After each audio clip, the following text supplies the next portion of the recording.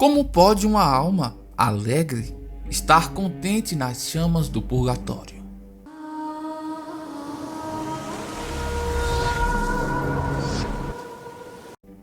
Algumas almas na Terra são privilegiadas com revelações divinas do purgatório e das almas que lá se encontram em sofrimento temporário. Santa Francisca morreu em Roma em 9 de março de 1440. Ela viu da parte de Deus o inferno e seus tristes tormentos. Viu também o purgatório e a ordem misteriosa. Seria uma hierarquia, que são subdivisões onde as almas sofriam de acordo com os seus pecados. São na verdade documentos, são visões autênticas. Elas foram escritas a pedido do venerável cônego Matteotti.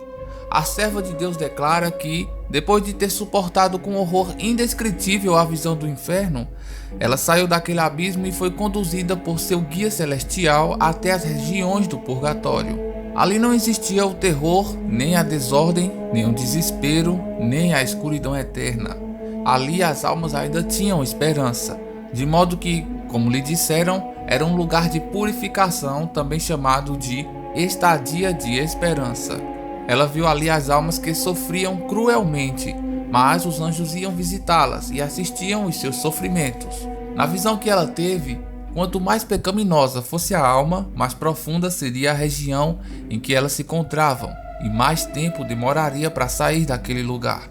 Nesta relação, a santa disse que foi levada ao purgatório pelo arcanjo São Rafael e que lhe foram mostradas as almas procedentes em 3 regiões ou esferas, uma acima da outra.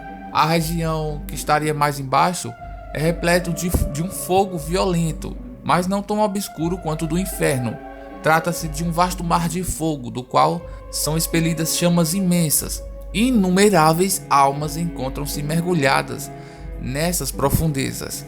São aqueles que se tornaram culpados de pecados mortais. Não são pessoas que cometeram, enquanto em vida, pecados mortais. Só que estes foram confessados, mas não suficientemente expiados em vidas. Ou seja, eles ainda não tinham, apesar de terem confessado os seus pecados, não fizeram uma penitência devida.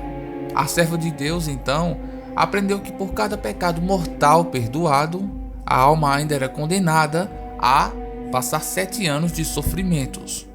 Este prazo não pode, evidentemente, ser encarado como uma medida definitiva, mas como uma pena média, já que pecados mortais são diferentes. Ainda que as almas estejam envolvidas pelas mesmas chamas, seus sofrimentos não são os mesmos. Eles variam de acordo com o número e a natureza dos pecados cometidos.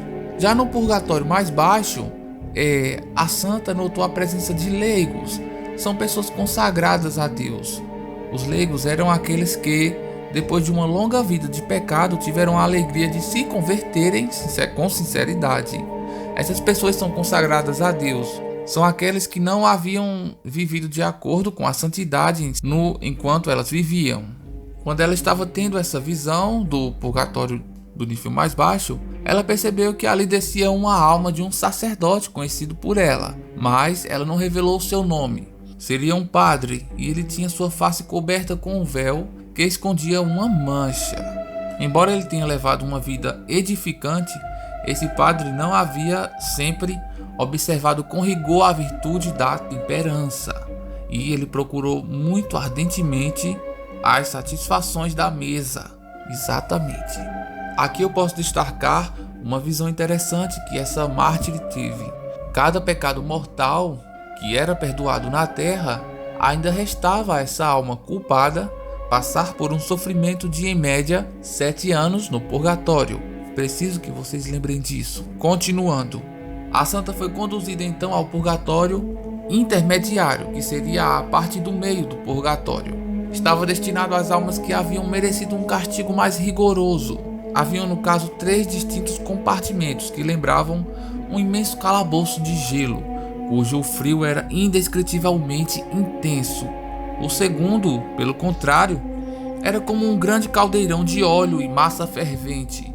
O terceiro tinha a aparência de um lago de metal líquido, semelhante ao ouro ou prata fundidos. Já o alto do purgatório, que era a parte mais superior, A santa não descreve detalhadamente, mas diz ser a morada temporária das almas que menos sofrem. São aquelas que estão muito próximas do feliz momento da sua libertação. Aqui padeceriam as almas que caíram em pecados mais leves, ou que, tendo já expiado suas culpas graves, elas completam sua purificação, dão a Deus a última satisfação antes de serem admitidas à sua divina presença, que seria a região da eterna luz, no imenso oceano de paz e bem-aventurança. Outros fatores interessantes que ela descreveu na visão seria o que se refere a muitos anjos que estavam ocupados em levar estas almas com muita caridade de um lugar do purgatório para o outro. Seriam anjos aos quais a divina misericórdia confiou este ofício, mas não são anjos de guarda. Estes, segundo a santa, apresentavam à divina justiça os sufrágios oferecidos a Deus pelos parentes ou amigos destas almas, e Deus aceitava e entregava ao anjo da guarda, que os comunica a alma por quem foram oferecidas. Ou seja, o anjo ia lá no purgatório, quando o parente dele na terra pedia por ele. Deus aceitava e o anjo avisava para aquela alma que estava em sofrimento e lhe aliviava as penas que ela sofria. Outro fator interessante: as santas missas, as orações, as esmolas, as mortificações ou as indulgências que se aplicavam a uma alma particular aliviam principalmente ou libertam primeiro a esta, mas a santa disse que todas as almas do purgatório também sentem alívio por causa da caridade que reina entre todas essas almas santas.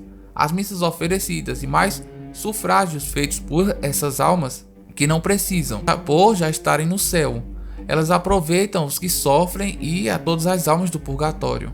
Ou seja, quando um parente de uma alma na terra ora pelo seu falecido que já está no céu, aquele não tem mais utilidade de suas orações, pois afinal ele já está nos céus, mas aquelas orações ou sofrimentos e etc. são reutilizados e redirecionados para aquela alma que ainda está no sofrimento. Continuando, as missas, porém, ou sufrágios aplicados a uma alma que os parentes ou amigos julgam estar no purgatório e que se acha no inferno, de nada mais valem. Não tem nenhum proveito a esta alma desgraçada, nem as almas do purgatório. As almas do purgatório também não se aproveitam destas orações que são direcionadas para alguma alma que já esteja no inferno. Ali não tem mais escapatória. As almas do purgatório também não aproveitam, a não ser que, na sua intenção, quisessem aplicar seus sufrágios a todas as almas do purgatório, no caso de não servirem a alma por quem as aplicaram em particular. Sendo assim, nós deveríamos levar em conta o que Santo Anselmo falou. É muito melhor assistir uma missa devotamente, uma única missa, do que deixar passar 1000 missas depois da morte. Com efeito, se nós assistimos à missa durante a vida, nós tiramos dela um proveito imediato e direto. Se nós estamos em estado de graça, avançaríamos um novo grau de glória para o céu. Se nós estamos culpados ou de pecado mortal, podemos esperar que Deus nos conceda o benefício de um sincero arrependimento. Estando a nossa hora fixada e prevendo Deus que, a executar o seu decreto, nós cairíamos no inferno, então ele retardará ou mudará, como seja melhor, esse momento decisivo, de maneira a nós nos chamar ao seu tribunal, se não reconciliados com ele pela penitência. As missas que nós rezamos ou mandamentos, ou que nós mandamos rezar em vida, quando nós colocamos também a intenção de uma alma, tem um valor preciosíssimo.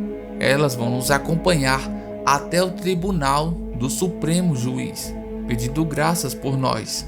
E se não nos livram do purgatório, ou seja, levando-nos para o céu, elas nos impedem de cair muito profundamente. Este foi um resumo da visão desta santa. Espero que vocês tenham gostado. Inscrevam-se no canal e me ajudem apenas curtindo o vídeo para que o YouTube não delete automaticamente vocês dos meus inscritos. Obrigado e até mais, meus pequeninos.